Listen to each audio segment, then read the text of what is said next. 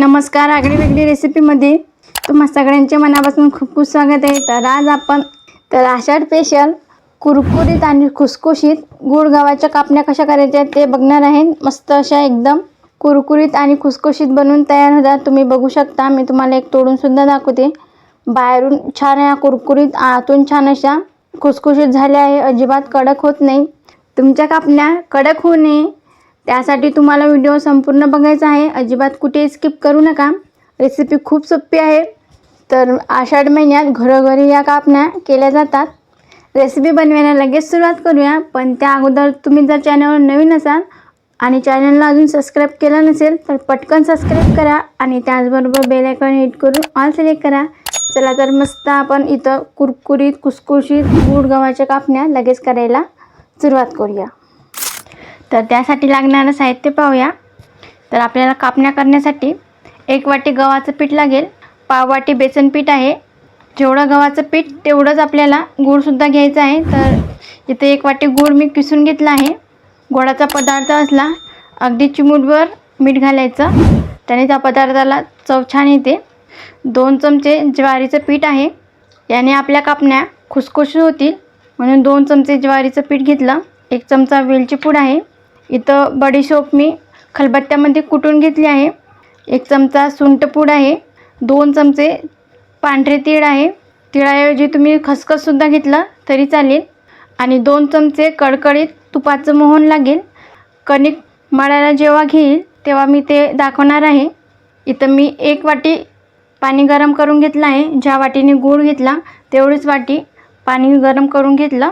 यामध्ये आपल्याला हा गूळ घालून घ्यायचा आहे। आता हा गूळ या पाण्यामध्ये संपूर्ण असा विरघळून घ्यायचा। आता इथं हे गुळाचं पाणी मी संपूर्ण असं थंड करून घेते, नंतर मग आपण कणिक मळायला घेऊया। बघा इथं एक मी अशी परात घेतली आहे, यामध्ये आपल्याला गव्हाचं पीठ घालायचं आहे, त्याचबरोबर बेसन पीठ, ज्वारीचं पीठ आहे 2 चमचे। याने कापण्या ज्या आहेत त्या छान अशा खुसखुशीत होतील। अगदी किंचित थोडं मीठ, 1 चमचा सुंठ पूड, वेलची पूड आणि बडीशेप घेतली, ती खलबत्त्यात कुटून घेतली आहे, यामध्ये अशी घालायची। हे सगळं साहित्य आपल्याला आधी मिसळून घ्यायचं या पद्धतीने। बघा सगळं साहित्य व्यवस्थित मिसळून घेतलं। आता यामध्ये आपल्याला कडकडीत असं तुपाचं मोहन घालायचं आहे। तर 2 चमचे तूप मी गरम करून घेतलं, हे या पिठामध्ये घालून घ्यायचं आहे। याने आपल्या जे कापण्या आहेत ते अजिबात अशा कडक होतील नाही। तूप मी गरम करून घेतलं, त्याला हलकंसं कोमट करून घेतलं होतं, यामध्ये मिसळून घेऊया व्यवस्थित। तुपाचं मोहन घातल्याने कापण्या ह्या कडक होत नाही, मस्त या नरम होतात। हे बघा, तुपाचं मोहन घातलं की अशी मूठ वळायला पाहिजे, म्हणजे मोहन आपलं परफेक्ट असं लागलं आहे। छान याला असं मिसळून घ्यायचं। आता बघा इथं आपला गूळ संपूर्ण असा विरघळला आहे। आता जसं जसं यामध्ये गुळाचं पाणी लागेल तसं तसं आपण घालूया। थोडं आधी घालून घेते, छान कणिक मळून घ्यायची आहे। बघा इथं मी छान अशी घट्टसर कणिक मळून घेतली आहे, जास्त सैलसुद्धा नाही आणि जास्त कडकसुद्धा नाही, याप्रमाणे ही अशी कणिक मळून घ्यायची। याचा एक असा गोळा बनवून घेते। जेवढं आपण गुळाचं पाणी केलं होतं त्यातलं थोडंच राहिलं होतं। आता काय करायचं, याच्यावर आपल्याला झाकण ठेवायचं आणि 15 मिनिटासाठी ही कणिक व्यवस्थित अशी मुरवत ठेवायची आहे। इथं बघा 10 ते 15 मिनिटं झाली आहे। झाकण उघडून बघूया आणि तुम्ही बघू शकता कणिक मस्त अशी सॉफ्ट झाली आहे। आता या कणकेला आपल्याला 2 भागामध्ये डिवाईड करून घ्यायचं आहे। हे बघा या पद्धतीने 2 भागामध्ये कणिक एकसारखी अशी डिवाईड करायची। परफेक्ट झालं हे। आता आपल्याला एक पोळपाट लागेल। तर बघा इथं मी असा पोळपाट घेतला, कणकेचा असा गोळा घ्यायचा आणि मस्त याची आपल्याला एक पोळपाट भरून चपाती लाटायची आहे। तर ही चपाती आपल्याला किंचित जाड ठेवायची। आपण नेहमी खाण्यासाठी जी चपाती करतो त्यापेक्षा किंचित थोडी जाड ठेवायची आहे। एकसारखं याला लाटून घ्यायचं। एक खाली मी असा रुमाल अंथरला आहे, जेणेकरून हा पोळपाट एकाच जागेवर राहील। बघा तेल लावायची अजिबात गरज पडत नाही, पीठसुद्धा लावायची गरज पडत नाही। एकसारखी छान ही पोळपाट भरून लाटून घ्यायची आहे पुडी। बघा इथं मी पोळपाट भरून चपाती लाटून घेतली, तुम्ही बघू शकता किंचित जाड आहे, एकदम अशी पातळ केलेली नाही, हलकीशी याला थोडं जाड ठेवलं आहे।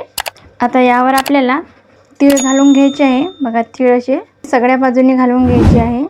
लागतील हे तीळ. हलकसं याला लाटण्याने लाटून घेऊया, जेणेकरून हे तीळ या चपातीला व्यवस्थित असे चिटकतील. आता या बाजूने सुद्धा आपल्याला हे तीळ घालून घ्यायचे आहे. बघा दुसऱ्या बाजूने सुद्धा तीळ लावून घ्यायचे. असे यावरती भुरभुरून घ्यायचे. परत लाटण्याने हलकसं याला असं लाटून घ्यायचं. बघा व्यवस्थित हे चपातीला चिटकून बसले. आता इथं एक सुरी घ्यायची आणि याचे छान असे काप करून घ्यायचे आपल्याला. बघा या पद्धतीने. आता याचे तुम्ही हवे तसे काप करू शकता, पण याला मी डायमंड शेपमध्ये कट करते. हे बघा अशा या पद्धतीने. बघा याला मी व्यवस्थित कट लावून घेतले. आपल्याला एक एक काप काढून परातमध्ये घालून घ्यायचे आहे या पद्धतीने. आणि दुसरीसुद्धा चपाती आपल्याला अशीच लाटून घ्यायची आहे आणि त्यावर असेच तीळ लावून घ्यायचे आहे. बघा कापण्या तळण्यासाठी कढईमध्ये तेल गरम करायला ठेवलं आहे. तेल आपल्याला व्यवस्थित असं तापवून घ्यायचं आहे. तर हे कापण्या तळण्यासाठी मध्यम आचेवर गॅस करून घ्यायचा. आधी एक कापणी यामध्ये आपण घालून बघूया. बघा सहज ही वर येते. तर इथं सगळ्या कापण्या मी कट करून घेतल्या आहे. आता तळून घेऊया. गॅस मंद आचेवर ठेवायचा आणि यामध्ये जेवढ्या मावतील तेवढ्या कापण्या तळून घ्यायच्या आहे. बघा पलटवायची अजिबात घाई करायची नाही. छान याने आकार धरला की मग आपण पलटून घेऊया. तुम्ही बघू शकता मस्त असा आकार धरला याने. त्याला पलटून घ्यायचं आणि छान सोनेरी रंग येईपर्यंत या कापण्या आपल्याला तळून घ्यायच्या आहे. बघा कापण्याला छान असा सोनेरी खरपूस रंग आला आहे. तर लगेच कापण्या काढून घेऊया. संपूर्ण तेल झाडातून असं निथळून घ्यायचं आणि लगेच एका परातमध्ये हे कापण्या काढून घ्यायच्या आहे. तुम्ही बघू शकता किती छान अशा सुरेख हे कापण्या दिसत आहे.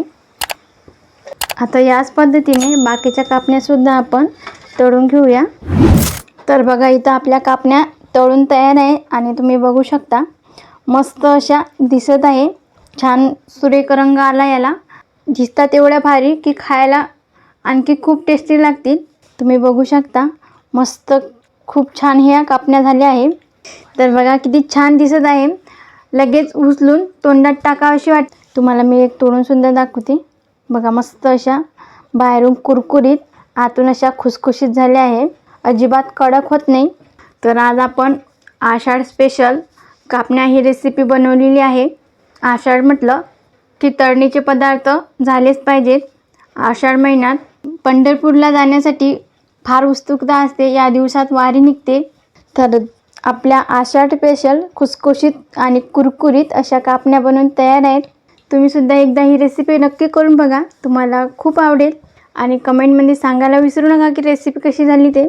तुम्हाला जर आजचा हा व्हिडिओ आवडला तर लाईक करा. जास्तीत जास्त तुमच्या फ्रेंड फॅमिलीसोबत शेअर करा. तसेच आगळी वेगळी रेसिपीला सबस्क्राईब करायला विसरू नका. आणि त्याचबरोबर बेल आयकॉन हिट करून ऑल सिलेक्ट करा. ज्याने का मी छान छान रेसिपी अपलोड करेल त्याचे नोटिफिकेशन तुम्हाला येऊन जाईल. आज वेळात वेळ काढून तुम्ही ही संपूर्ण रेसिपी बघितल्याबद्दल तुम्हा सगळ्यांचे मनापासून खूप खूप धन्यवाद. अशी छान छान रेसिपी तुम्हीसुद्धा बनवून खात जा. भेटूया नेक्स्ट व्हिडिओमध्ये.